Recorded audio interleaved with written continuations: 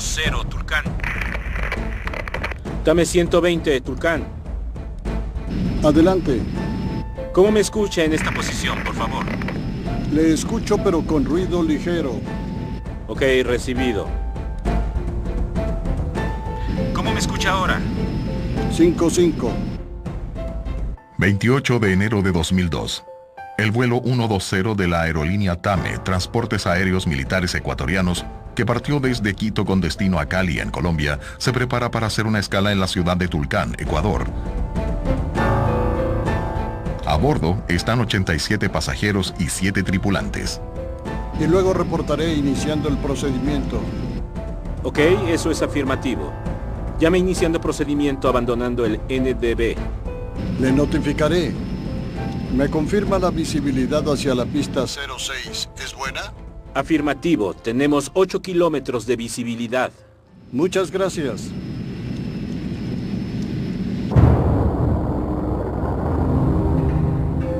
El aterrizaje debería ser a las 10:26 de la mañana, pero a 3 minutos del aterrizaje, la torre de control del aeropuerto de Tulcán pierde el contacto con el TAME. Dame 120, Tulcán. Dame 120, Tulcán. Dame 120, Tulcán.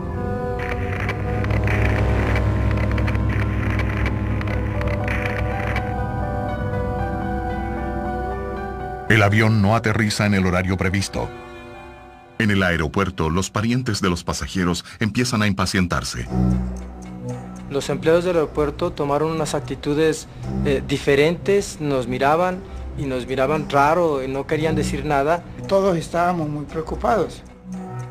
Luis Eduardo y Carlos Bastidas esperaban afligidos la llegada del vuelo. Luis esperando a su hermana Elenita, misionera en el Ecuador. Carlos esperando a sus padres que volvían de vacaciones. Tomaron la decisión de cerrar el aeropuerto y a todo el mundo nos dijeron que saliéramos. Todos manteníamos comunicados y pues después de que no se sabía nada, realmente nada, no se sabía nada, entonces ya comenzamos a preocuparnos mucho porque un avión que dure tanto tiempo. En ese momento nosotros con mi hermano nos reunimos con todos los que estábamos esperando la llegada del avión para que nos dieran alguna explicación, para ver a dónde podíamos ir. Y las informaciones eran confusas.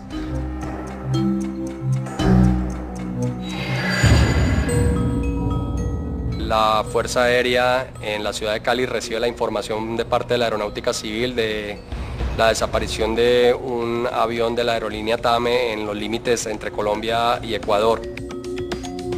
Carlos Garcés, de la Defensa Civil de Colombia, recuerda que la orientación era para que las búsquedas se concentrasen en la ruta del TAME 120 en la región del volcán Cumbal, frontera entre Ecuador y Colombia. Pasos acompañados por el equipo de la Cruz Roja. Y el volcán es muy grande. Comenzamos a dividir grupos. Un grupo que comenzó a darle la vuelta completa al volcán. El volcán en la cordillera de los Andes queda a 4.764 metros de altitud. Cuando ocurrió el accidente yo estaba en España en un vuelo y yo era piloto de B767, instructor de vuelo. Orlando Jiménez fue convocado para liderar la investigación. Integrante de la Aeronáutica Civil Colombiana, ya investigó cientos de accidentes aéreos. E iniciamos un plan de trabajo de integración con la Comisión de Investigación de Ecuador. El primer día de búsqueda del avión desaparecido es en vano. Los familiares de los pasajeros del vuelo 120 de TAME comunicamos a la opinión pública lo siguiente, que desde el día de ayer nos encontramos en las instalaciones del aeropuerto Alfonso Bonilla Aragón en espera de una respuesta positiva frente al siniestro y no hemos obtenido sino comentarios y especulaciones.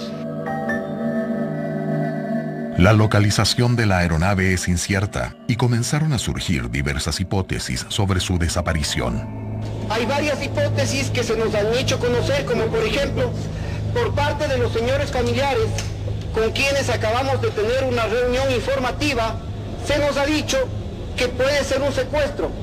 Esa es una situación que no está confirmada y que trabajaremos también en ese sentido. Teníamos la opción de que ellos todavía estuvieran vivos, secuestrados, pero ella era un aliciente diferente, era una situación diferente.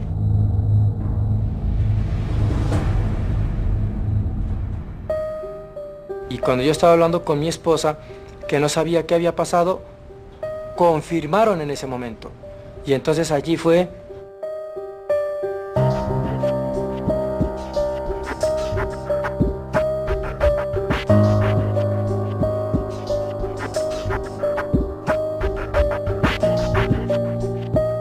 Ahí fue el momento que a mi esposa me tocó confirmarle que el avión se había accidentado en Cumbal. El avión es encontrado en territorio colombiano, en una región aislada del volcán Cumbal. Un reportero de la televisión colombiana estaba acompañando a los equipos de búsqueda e investigación. Fue un campesino el que dio el aviso de que el avión estaba accidentado en la parte nororiental del volcán de Cumbal. El sitio es un sitio de bastante difícil acceso, es casi un nevado. Las personas que tienen acceso allí pues son gente experta en socorrismo, Cruz Roja y rescate de este tipo. Comenzaba un largo y difícil trabajo de rescate. El grupo en particular nuestro, pues utilizamos gente de la zona, campesinos que nos guiaron y nos facilitaron medios como tener caballos para poder acceder más fácil con los equipos hasta el sitio. Estamos hablando de temperaturas 0, bajo cero. Las condiciones climáticas no ayudan mucho a este proceso. Llueve mucho, mucha neblina. Fue una operación en conjunto, o sea, una operación internacional de grupos de rescate. Calculó entre unas 150 a 200 personas de grupos de Colombia y del Ecuador. La primera vista fue dantesca porque fueron restos humanos esparcidos por donde íbamos ascendiendo nosotros, cosa que eso me impactó mucho.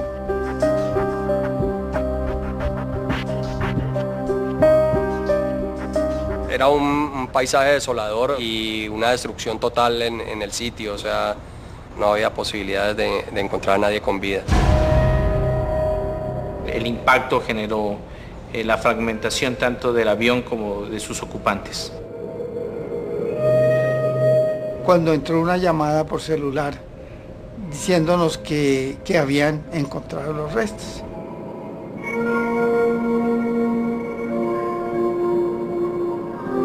El registro fílmico, las entrevistas con los familiares de las víctimas que ellos ascendieron, pero fue también un problema, fue un choque, un roce con ellos porque en medio de su tristeza también no podían explicarse, no tenían, digamos, la certeza de qué fue lo que realmente pasó. Yo no estuve en el sitio en particular porque era de muy difícil acceso. Repartimos la investigación y para el arribo nuestro ya habían estado en el sitio del accidente algunos investigadores de campo en el sitio estableciendo las mediciones, las fotografías. Se construyó el mapa que siempre se debe construir de ubicación de los diferentes componentes del avión para luego ser revisado por los investigadores y efectuar las teorías y la orientación de la misma. La NTSB de los Estados Unidos también es alertada. La agencia americana cuenta con alta tecnología para analizar las cajas negras y mucha experiencia en investigaciones de accidentes aéreos. Bob McIntosh, representante de la NTSB, acompañó las investigaciones. En el caso de una investigación internacional en que no vamos al lugar del accidente, buscamos auxiliar a las autoridades locales y, al mismo tiempo, obtener informaciones de nuestro interés sobre el accidente. Y en este caso, estábamos muy interesados en el equipamiento de navegación, cómo fue su desempeño y la situación del tránsito aéreo. Saber cómo el avión llegó a la montaña, si el sistema de alerta de proximidad a tierra estaba operando. Llame iniciando procedimiento, abandonando el NDB. Le notificaré. ¿Me confirma la visibilidad hacia la pista 06 es buena? Afirmativo, tenemos 8 kilómetros de visibilidad. Muchas gracias. Con los equipos accionados en Colombia, en los Estados Unidos y en Ecuador, la investigación busca respuestas para el accidente del TAME 120. Mirando las fotos tomadas por los investigadores de campo de Ecuador, tuvimos la impresión de que había sido un accidente con un impacto a alta velocidad.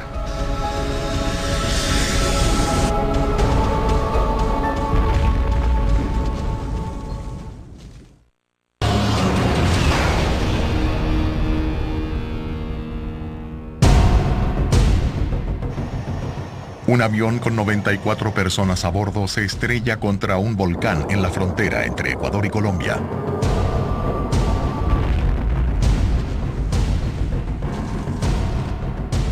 No hay sobrevivientes y casi todas las víctimas son colombianas. Los destrozos se esparcen por un área de apenas 200 metros cerca del volcán. El escenario ya indica una primera hipótesis. El avión se estrelló con la montaña a alta velocidad. Cuando un avión se colisiona con el terreno a alta velocidad, las partes son muy pequeñas y cuando el accidente ocurre a baja velocidad, las partes que se encuentran de la estructura del avión son grandes, bastante amplias y dan como indicativo una baja velocidad de impacto. Además de la dificultad de encontrar piezas clave en un escenario de gran destrucción, los investigadores descubren que han desaparecido algunas partes del avión. Digamos que las partes del avión sustraídas por muchos campesinos de la región tenía que ver con chalecos salvavidas, con partes del fuselaje, pedazos de latas e inclusive hubo la historia de la caja negra de un campesino que la logró. No sabía que era una caja negra. Ellos no, pues realmente en medio de su ignorancia no sabían que eso era la caja negra. A lomo de mula la bajó del sitio del accidente y se la llevó para su casa como un recuerdo. La había tomado como un souvenir y fue un poco complicado pues convencerlo de que nos tenía que entregar la caja negra pues que hacía parte de la investigación. Realmente le compramos la caja negra en $50. Una vez recuperadas, las cajas negras son inmediatamente enviadas a Estados Unidos. Nos trasladamos con ellas hacia Washington, que es el procedimiento usual, y de inmediato hicimos contacto con NTSB para análisis de las mismas cajas.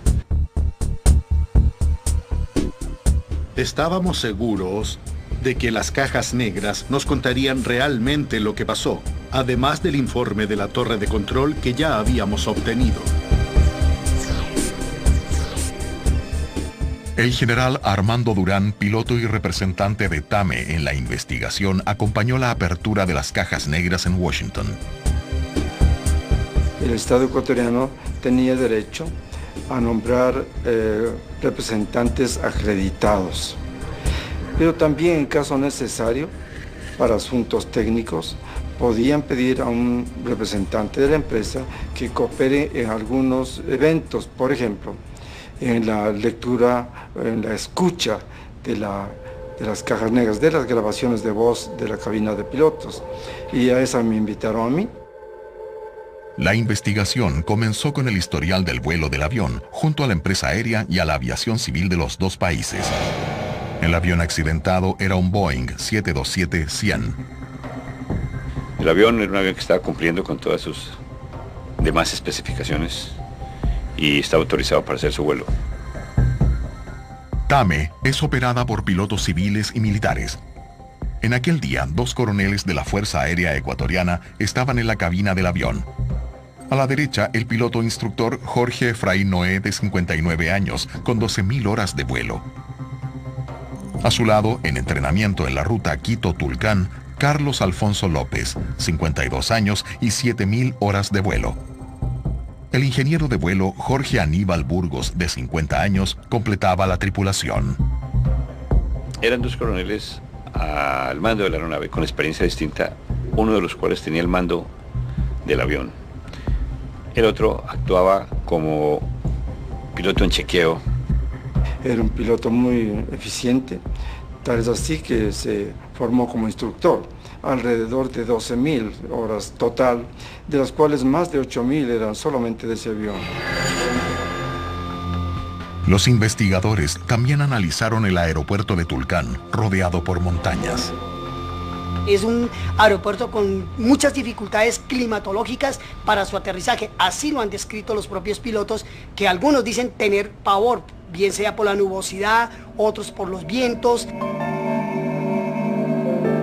Era importante evaluar las condiciones meteorológicas en el aeropuerto. David López se une al equipo de investigación para ayudar en el análisis de los planos de vuelo y el control de tránsito aéreo. El informe meteorológico, y que lo dieron los controladores al piloto, también establecía que había techo de nubes cubierto a 1.600 pies sobre el terreno. NDB Tulcán. Reporto la visibilidad 8.000 metros. FEU 200 metros. Overcast 500 metros.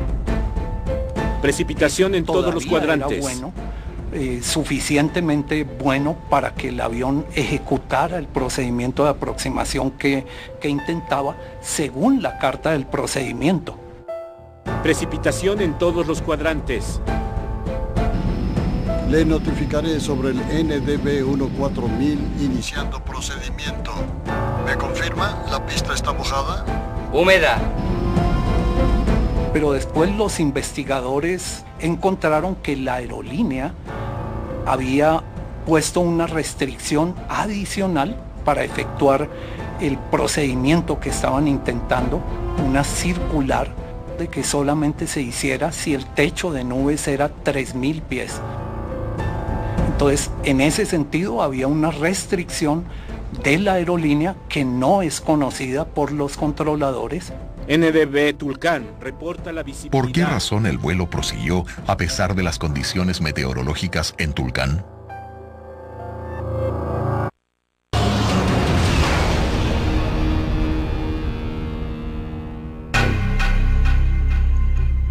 En los Estados Unidos, especialistas analizan los datos de la caja negra del vuelo 120 de TAME. Y los investigadores de Ecuador y de Colombia siguen con las dos pistas que tienen en sus manos.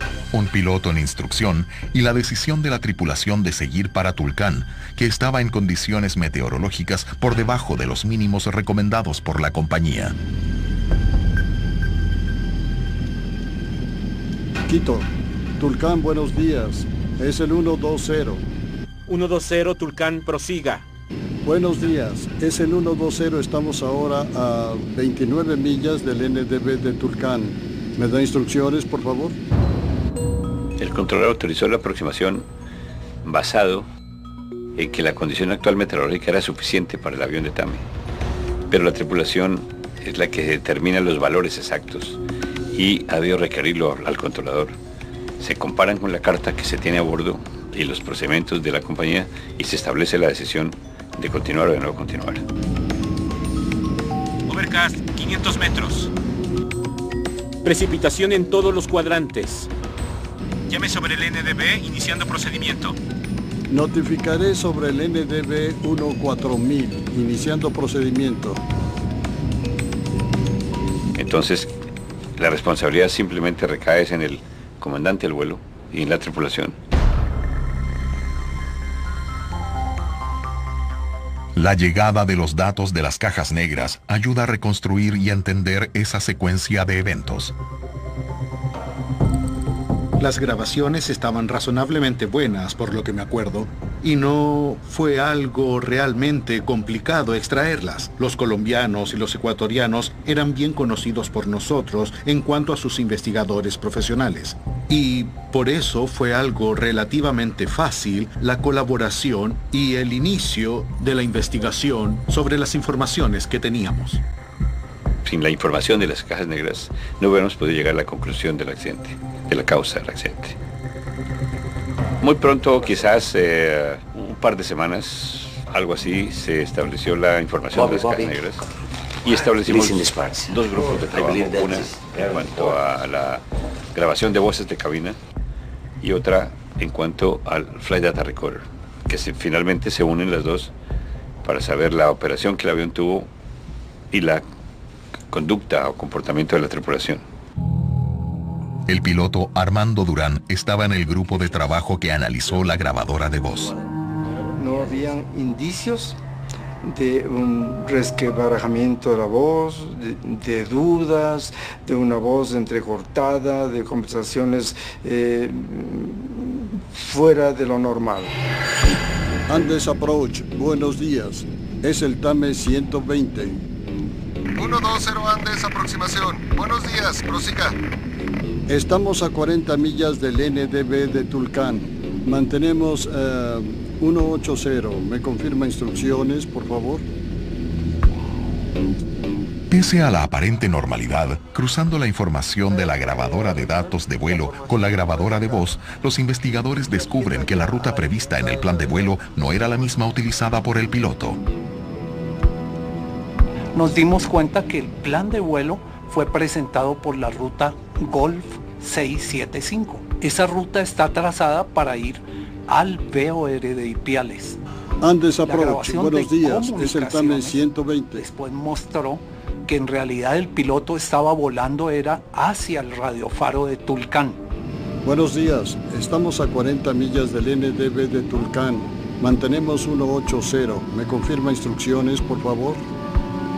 Ecuador tenía trazada una ruta interna que va hacia el radiofaro de Tulcán, se llama la Whisky 5. Eso se volvía muy importante a la hora de analizar el permiso de descenso que daban los controladores al vuelo y saber si estuvo correcto. Los investigadores notan algo errado exactamente en los cambios de altitud efectuados por el vuelo 120. Estamos ahora a 22 millas del NDB de Tulcán. ¿Me da instrucciones, por favor? Ok, entendido. 22 millas. Está autorizado al NDB. Descienda para 14.000 pies. NDB Tulcán. El controlador no debería haber autorizado el descenso por debajo de 18.000 pies para 14.000, sino solamente 14 millas fuera del radiofaro de Tulcán. Hay un punto de concordancia en millas del NDB de Tulcán. Mantenemos la 180. ¿Me confirma instrucciones, sin embargo, por favor? No se hizo así, sino que se hizo una transferencia directa por parte de los controladores de Tulcán al avión y lo descendieron a 14.000 pies sin haber recibido la autorización para poder así hacerlo por parte de los de Andes. Las entrevistas con los controladores revelaron que la autorización de descenso fue basada en un radiograma emitido por la Dirección General de la Aviación de Ecuador, pero ese documento nunca fue encontrado por los investigadores. No se encontró evidencia de la existencia de ese radiograma, pero de todas maneras esto no fue factor del accidente. Pese a que la tripulación había elegido una ruta diferente de la indicada en el plan de vuelo y recibido autorización de descenso fuera de las normas para la región, hasta ese momento la seguridad del vuelo se mantenía. Sin pistas, los investigadores aún no entienden por qué el vuelo TAME 120 se estrelló contra una montaña a pocos minutos del aterrizaje en Tulcán.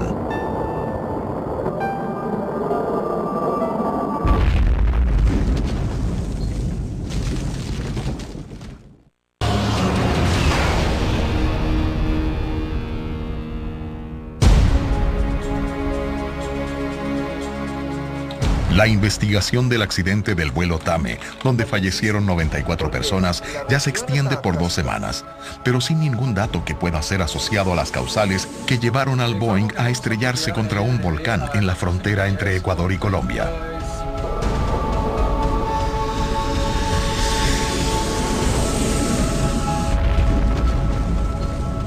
Los análisis de la grabadora de voz y de datos son exhaustivamente revisados, hasta que algunas informaciones finalmente parecen indicar el camino.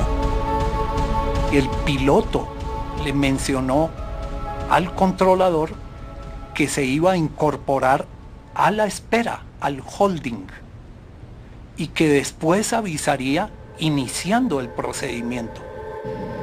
Informo que vamos a bloquear el NDB a 14.000 pies con 30-50 de altímetro. Iniciaremos un viraje por la izquierda para mantenernos en holding y luego reportaré iniciando procedimiento. Ok, afirmativo. Llame iniciando procedimiento, abandonando el NDB. Le notificaré. El piloto entendió que estaba entrando en una espera y que dentro de la espera podría mantener 230 nudos. Cuando hay un patrón de espera en un sitio donde hay cerros, generalmente las cartas de navegación indican las velocidades a sostenerse en esos patrones, justamente para no salirse de esa área de protección y evitar que un avión se acerque demasiado a un cerro que esté relativamente cercano. En la carta de navegación aparecía una restricción de velocidad de 180 damos la vuelta aquí y directo en la cara se rompe todo el avión. Lo cual significaba una diferencia de 50 nudos que asimismo implicaba un desplazamiento muy grande en el área del patrón de navegación con respecto a un obstáculo que estaba marcado en la carta y era el Cerro de Cumbal. La investigación también cuestiona cómo estaba escrito el concepto de velocidad en la carta de procedimiento de aproximación a Tulcán. La restricción de velocidad estaba en la parte inferior, en la vista de perfil. Y hay alguna controversia sobre si también debería estar publicada en la vista de planta, en la vista de techo, para que el piloto pueda hacer una mejor apreciación de la restricción de velocidad. Además de la velocidad por sobre los límites exigidos para la aproximación, el avión de TAME mantenía el ángulo de inclinación de las alas muy abierto. Entiendo que inició el viraje con 15 grados, es un viraje muy suave. Lo normal para este tipo de procedimientos que está establecido es que se inicie con por lo menos 25 a 30 grados, es decir, un viraje más pronunciado que le hubiera tenido más cerca y dentro del área de protección. Estamos ahora iniciando viraje rumbo 085. Notificaré sobre el NDB. Ok, recibido. El viraje más amplio lleva al avión fuera del área de protección.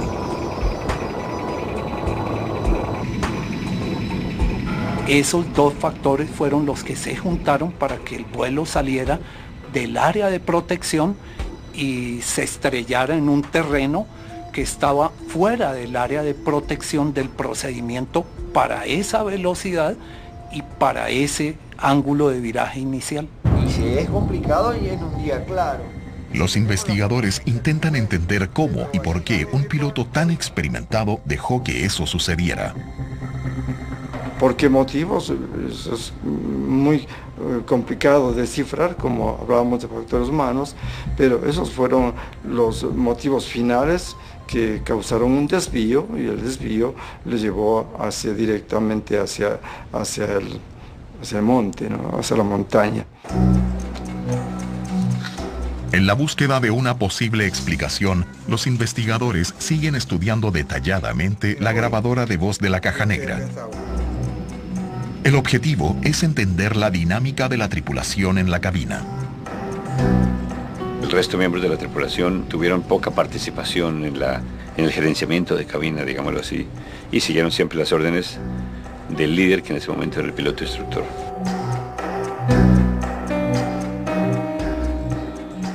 Pero las decisiones tomadas por el piloto instructor o piloto examinador eran totalmente inapropiadas y la atmósfera social dentro de la cabina no permitió que otro piloto hiciera cualquier observación.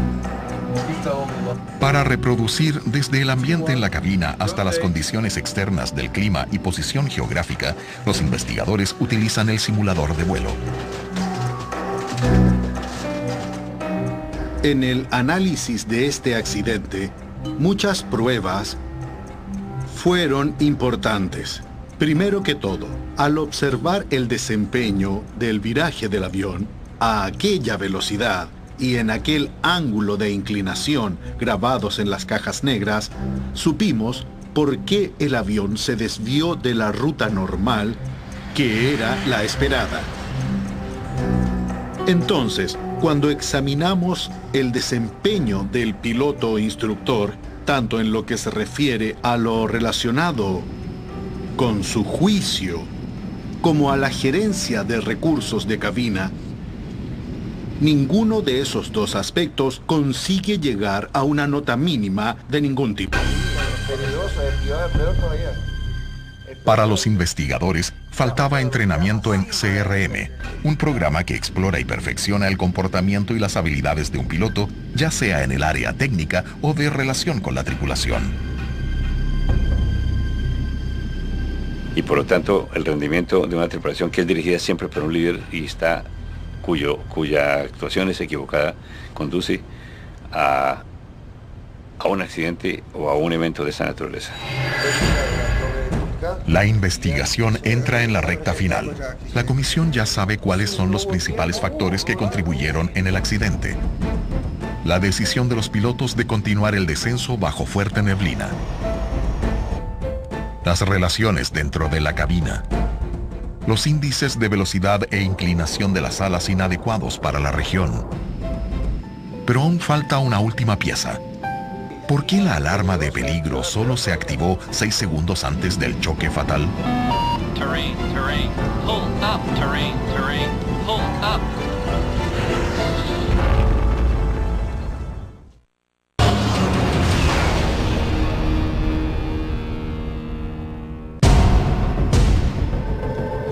Estamos ahora iniciando viraje rumbo 085. Notificaré sobre el NDB. Ok, recibido.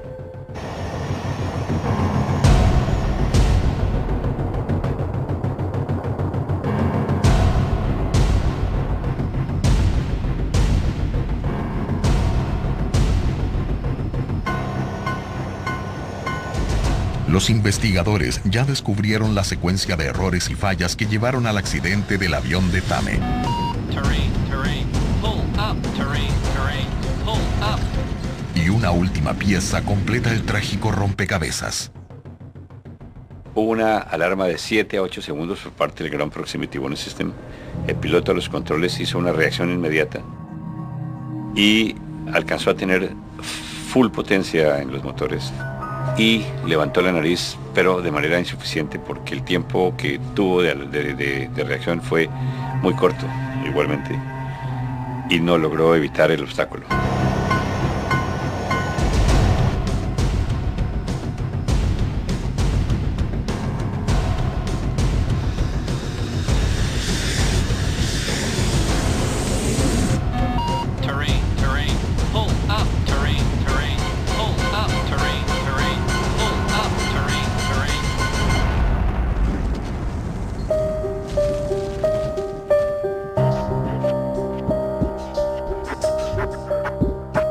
Los investigadores descubren que la alarma de aproximación al terreno, el GPWS del avión de TAME, no era de última generación. Como consecuencia, también podemos decir que si el avión hubiera estado equipado con el Ground Proximity Warning System último que la industria tenía en este momento, es posible que la acción de escape se hubiera podido efectuar exitosamente.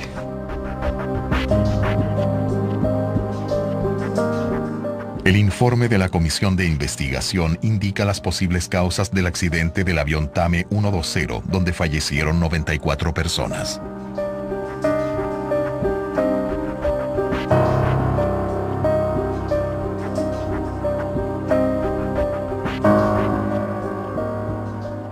La secuencia de eventos que condujeron al accidente se pueden narrar en la siguiente forma: iniciación del vuelo con mínimos meteorológicos por debajo de los autorizados. Las informaciones y guías del vuelo se hicieron siempre por parte del instructor. La utilización de velocidades demasiado altas a mantener en el patrón de tráfico de sostenimiento para poder iniciar la aproximación. Y finalmente, la ocurrencia de un Ground Proximity Warning System que solamente dio entre 6 y 8 segundos de aproximación al obstáculo, que no dio tiempo suficiente a la tripulación para evitar la colisión contra el terreno. Terrain, terrain, pull up, terrain, terrain, pull up, terrain, terrain, pull up. El accidente de Tame 120 fue la combinación de varias tragedias de accidentes aeronáuticos que probablemente se iniciaron con el accidente del presidente Roldós en 1981. Nuevamente, el accidente de un Boeing 737 de Tame que mató a más de 100 personas que iban a Cuenca. Después, hubo un accidente de Tame sobre Bogotá, el Tame 422. Y, finalmente, el accidente del Tame 120. Eso nos demuestra claramente la fiscalización inapropiada por parte del gobierno de una aerolínea que realmente necesitaba revertir su cultura corporativa a fin de proporcionar transporte para el público en general. El general Armando Durán revela una trágica ironía en el caso del Tame 120. En la época del accidente, el comandante Noé era instructor en un curso de seguridad de vuelo. Como instructor trabajé en algunos programas orientados a seguridad de vuelo. Es interesante conversar de un programa que se llama CEFIT, las siglas en inglés, Controlled Flight into Terrain, vuelo controlado contra el terreno, que es un programa que intenta instruir a los tripulantes, a las personas, para tomar todas las precauciones necesarias a fin de evitar colisiones contra las montañas. Más de una década después del accidente, ¿qué cambió en la aviación para que una tragedia como esta no se repita? Terrain, terrain, pull up, terrain, terrain. Terrain.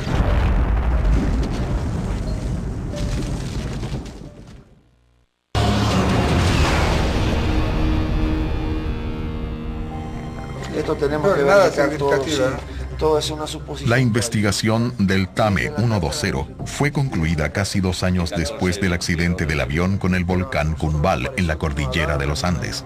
El informe enfatiza las recomendaciones relacionadas a los factores humanos del vuelo.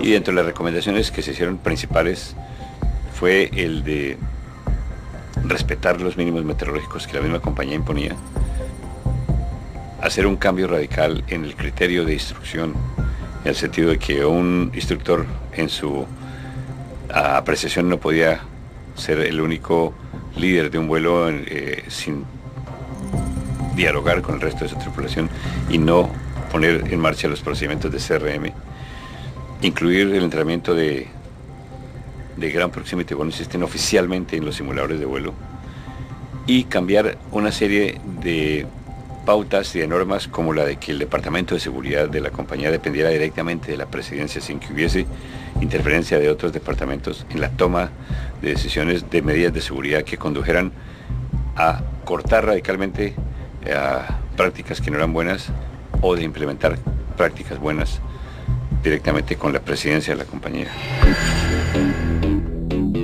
El general Armando Durán, piloto representante de Tame durante la investigación, pasó a ocupar la presidencia de la Junta Investigadora de Accidentes Aéreos de Ecuador en 2010.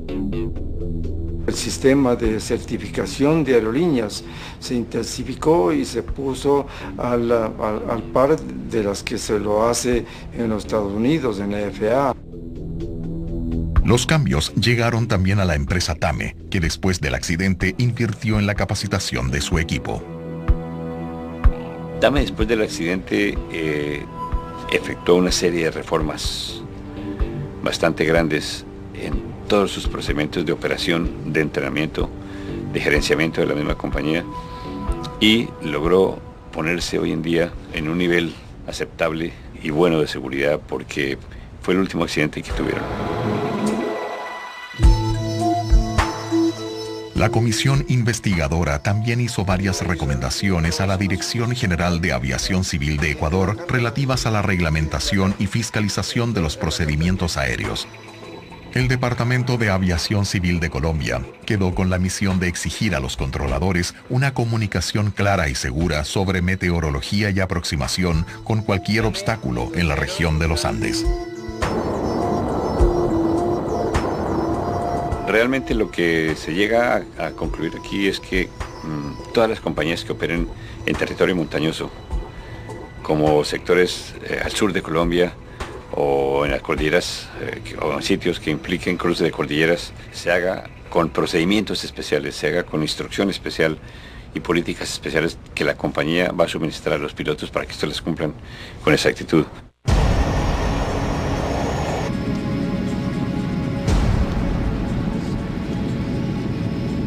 Iniciaremos un viraje por la izquierda para mantenernos en holding.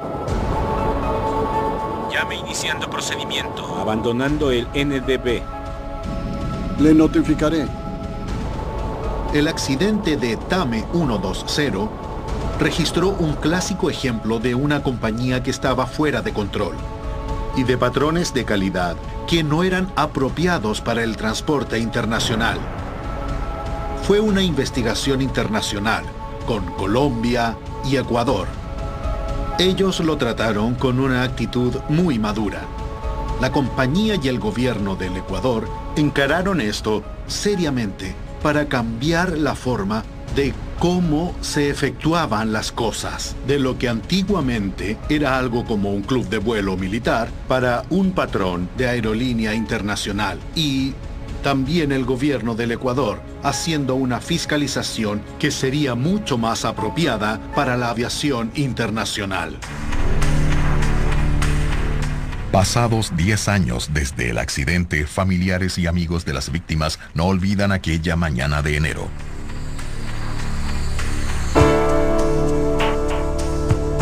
La familia es sumamente unida. Somos 14 de 2 mamás diferentes, pero haga de cuenta que es una sola. Entonces la familia fue amortiguando, es un dolor que es muy intenso al principio, pero pues Dios se encarga de ir calmando los corazones y pues fuimos asimilando, y hoy todavía uno la recuerda, pero recuerda las cosas bonitas. Teníamos una unión familiar muy correcta dentro de los parámetros normales de la familiaridad, muy afectivos todos entre nosotros. Cambia después del accidente en la situación de que cada uno nos volvimos centros de nuestras propias familias. Cambia la situación del amor filial, del sentimiento filial, ya no es tan seguido como antes, porque ya no está el polo que nos atraía en ese momento.